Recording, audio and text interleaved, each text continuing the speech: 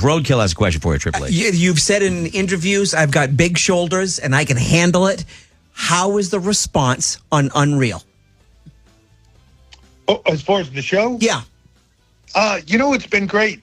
Look, there's a lot of, that's a controversial show, Unreal, because in many ways, a lot of people feel like we're giving away the business, right? Yeah. Like, which is a funny thing that most of the people that are giving away, like they're complaining that we're giving away the business are doing a podcast while they're complaining. Talking about the business. Yes. Yeah. Exactly. And it's usually former wrestlers that were in a generation prior. Yeah. Who are saying, well, this is horrible. I don't believe in this at all. They're giving away the business. And yet this person's entire podcast is based on telling stories and giving away the business, right? Like, yeah. It's a funny thing. I heard Bobby Heenan say one time, and when he said it, it stuck with me. We never said it was real. You did. That's true. And right? Like, we never told anybody this is real. It's 100% real. We're trying to pull the wool over your eyes. Like, we never said that. We're just showing you. And believe me, we're not showing you everything. We're not showing you how we do things. But we're showing you behind the scenes, which people find just as fascinating. So if you're into that, you watch this show. Here's an idea. If you don't want to understand the behind the scenes and have it be given away, don't watch. Don't watch. Great idea. It's that simple. Don't watch. Triple There's H. a button under remote control that turns it off. You don't have to watch it. But I have had more people come up to me that, I've been doing this long enough to where I can, when people are coming up to me to talk to me or recognize me or whatever, I know they're either fans or they're seeing me from something else. But I can kind of tell right away. Mm-hmm. I've had more people when that first season of Unreal aired, there were so many people coming up to me going, oh my God, you're the guy from that Netflix documentary on wrestling. I love that show. Yeah. They don't watch WWE yet, but they're into the documentary show. It opens up doors that to people that, have heard about it. And I don't believe that it gives away stuff that makes it less interesting to you. I think it makes it more interesting. I could not agree. You know this. We've talked about it. I could not agree with you more. I find it absolutely fascinating. And even though I'm not as connected, because I grew up watching Chief Jay Strongbow, for God's sake. Bruno Sammartino. That's how old I am. Sky Low. I watched Sky Low. I saw him at Dover's Woodman Park School. I saw Sky Low. I watched wrestling when Michael Hayes had hair. Yeah, but the point is it makes it interesting because you are seeing the machinations of an unbelievably large machine. Sure. And I love it. Now, I got to ask this, Triple H, because I saw, and this kind of pissed me off, because I'm going to be a Triple H guy. I'm on Team Triple H. All right? Sure. You boo him, I'm going to have a problem with you. Yeah. And after I watched the Cena thing go down and he tapped out and the crowd lost its mind and they were angry at you. And I'm like, I'm getting angry. But you're like, that's where the whole big shoulders thing came from, right? You can take it. Like, look, in my career, well, one, most of my career as a bad guy, but two, also, I was in a place in my career where I was fortunate enough to have great success. And that was before I met Steph even. Yeah. Right? And then I meet Steph and, who you fall in love with, you really don't have a whole lot of choice on. Sure. And Steph and I have a relationship and now I'm the guy that's banging the boss's daughter. And that's the only reason I have any success. Right. I've been dealing with that crap since 2000. I don't care. Say what you want. Right. Like the stuff for me now in this is you cannot buy into your press when they tell you you're great, because if you do, you have to buy into it when they tell you you suck. 100%. And vice versa, right? Yeah. So I don't read it. I don't buy into it. I don't put stock or credence into it. I just do my job.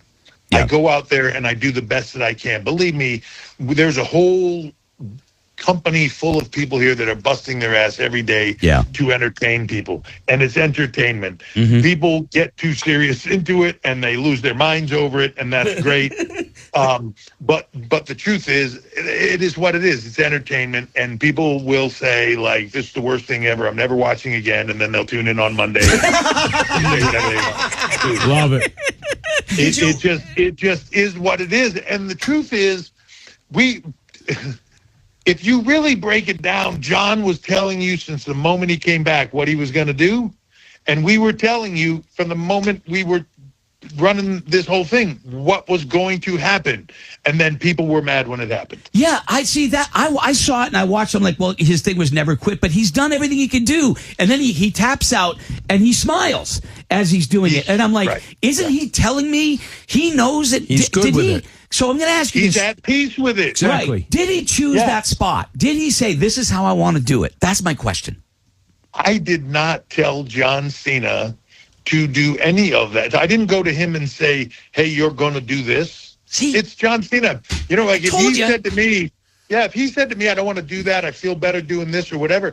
To be honest, I don't even believe he and I ever had the conversation. Yeah. There was conversations around how it would go down, what would happen. The original plan was always the Gunther thing, right? Like, there's all this stuff there.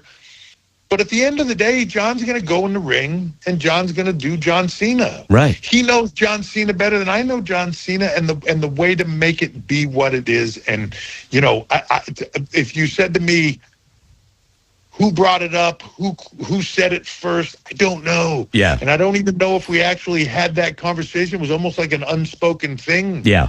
You know, and certainly when he did it, I didn't say like go out there and then smile and then do this. You know, like he did his thing, and I thought it was brilliant. I thought it was brilliant. I thought, you know, John is one of the most tuned in performers I've ever seen to a crowd.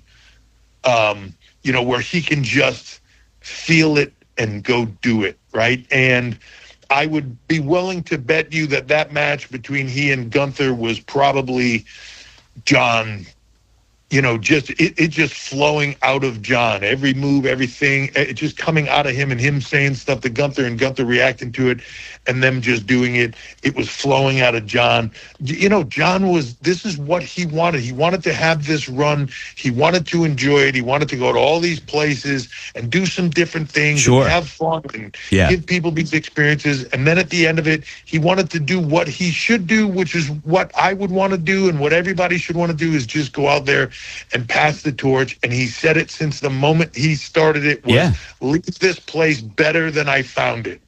Right? And how do you do that? You pass his equity on to the next guy.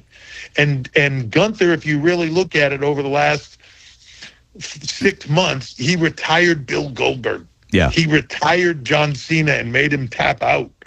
Right? Like, he is doing these unthinkable, it's a legend killer. Yeah. Type thing, dude, right? To put it in perspective, if you're not a wrestling fan, this is Tom Brady. Like, this is, you know what I mean? This is someone of Tom Brady's stature. I was going to say sort of an Aaron Rodgers thing, too. Like, to the biggest of the big. But to juxtapose this, right? The way that Cena ends this and does it with a nod and a smile and respect to the fans. Right. And then Aaron Rodgers the other night storming off after losing in a press thing. It's like, he's a bad guy too. You know what I mean? But it's not. I'm glad you answered it. I'm glad you answered the way you did, because that's what I thought. And Scotty and I talked about it. I'm like, he did it. You know. So you had a question, Scotty, for Triple H. Are you blown away by the WWE women's superstars? I mean, I think sometimes some of their matches can be like better than the guys. Oh, without a doubt. And look, Sean, you know, the NXT and the Performance Center, it's still all sits underneath me, so I'm across all of it. But Sean is there day to day, right? Sean's in Orlando every day. And we have this conversation a lot. For some reason, high-level athletics, when as we're recruiting these D1 level athletes and all these folks coming into our system now, and even ones that aren't necessarily D1 level athletes, the women almost pick this up faster than the guys do. Yeah. And I don't know why that is. I haven't put my finger on it. I don't know if it's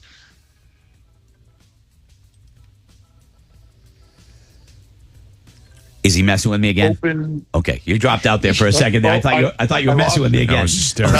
No. No. Okay. I don't know if it's an ego thing with there's a lack of ego and the guys have it more, so guys are a bit more protective of it. Like, with guys, like, well, I don't want to look bad. And women are just like, it doesn't matter to me, right?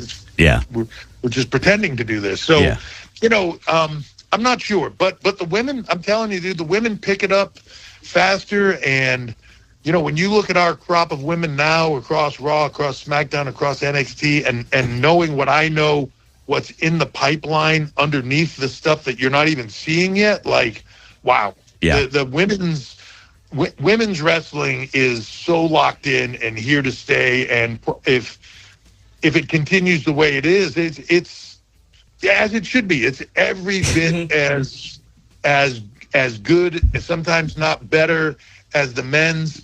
The men just there's more of them and more opportunity probably because of that. But over time, that's hitting a parity place. We did a show.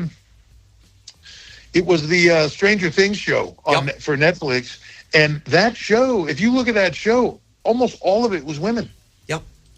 I think the main event was the only men's match on the show. Everything else was the women. And that's not me looking at the card going like, we need more women in this.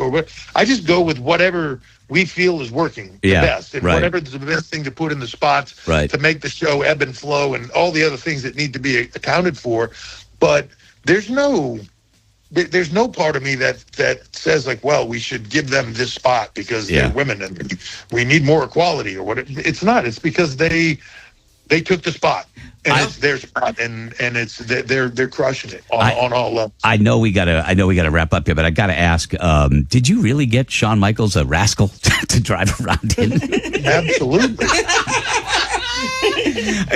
Look, he had a double knee replacement. Knee replacement. Yeah, so, and he chose to have them both done at once, and it was like his big thing, right? Like he's like me; he doesn't want to miss a day. He doesn't want to not be there. He doesn't want anything and all that stuff. So it was his birthday, and I was like, "Oh, am I going to get him?" Like he kind of get whatever he wants and all that stuff. And I don't know, it popped in the head, and I was like, "Oh, it's the perfect one."